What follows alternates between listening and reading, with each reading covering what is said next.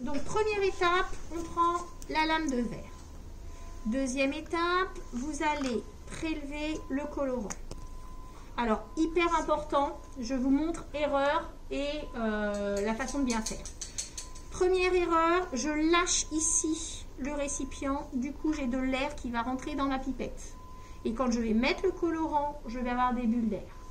La technique, c'est on reste toujours un petit peu appuyé sur la petite poire là-haut. D'accord? On garde toujours une pression sur la poire, ce qui fait qu'on ne va pas mettre de bulles d'air dans la préparation. On met toujours une belle goutte. Vaut mieux en avoir trop que pas assez. Trop, ça s'essuie. Pas assez, c'est un petit peu plus galère pour rajouter après, derrière. Ok?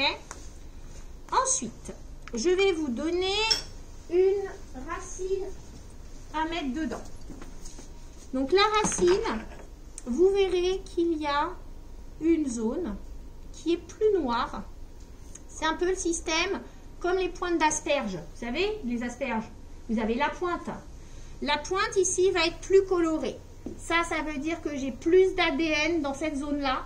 Donc c'est là qu'il va falloir que j'aille regarder au niveau de ma préparation. Ensuite, par-dessus tout ça, je vais venir positionner une lamelle. La lamelle, il y a une technique importante pour essayer de limiter les bulles d'air. C'est qu'on la met toujours en diagonale, en faisant bien attention à ce qu'il y ait du liquide partout en dessous. Vous voyez là, tout le long de ma lamelle, il y a du liquide. Vous voyez ceux qui sont derrière? C'est bon? Je répartis le liquide tout le long de la lamelle. Et je la laisse tomber. Voilà, vous voyez, le liquide chasse l'air en se déplaçant, ce qui va m'éliminer les bulles d'air. Quand vous avez une préparation qui est épaisse, comme c'est le cas ici avec la racine, il faut absolument écraser pour dissocier les cellules. Parce que les cellules vont être superposées, toutes collées les unes aux autres. Au microscope, vous verrez rien. Ce sera trop épais. Là, il n'y a pas le choix, d'accord? Deux techniques. Je vous montre les deux. Première technique, avec la pince, j'appuie. Vous voyez, là, j'ai explosé le bout de ma racine. Donc là, c'est suffisant. Le souci de la pince, c'est que parfois, avec le verre, là, ça va, elles sont très, très molles. Donc, vous pourrez utiliser la pince. Parfois, avec le verre, ça risque de casser si l'échantillon résiste en dessous. Donc, quand c'est le cas, quand l'échantillon résiste, on écrase avec le bouchon. Mais toujours, vous voyez, là, du coup, en appuyant, ça a éjecté. Donc, j'ai du liquide partout. Sopalin, je le pose délicatement dessus. Comme ça. D'accord, je tamponne.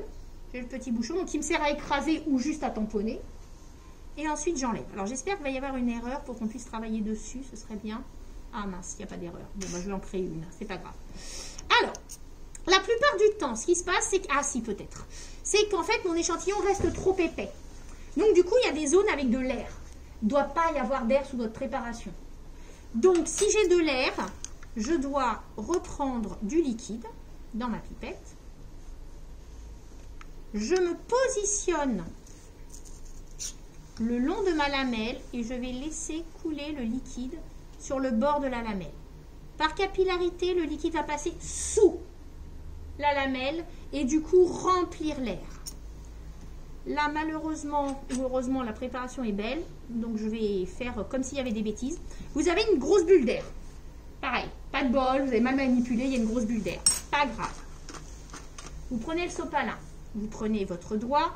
Vous allez déplacer votre préparation jusqu'à chasser en fait la bulle d'air de sous la préparation. D'accord? Donc, toujours sopalin. Tac, tac, tac, vous bougez votre lame pour que l'air puisse ressortir de votre préparation.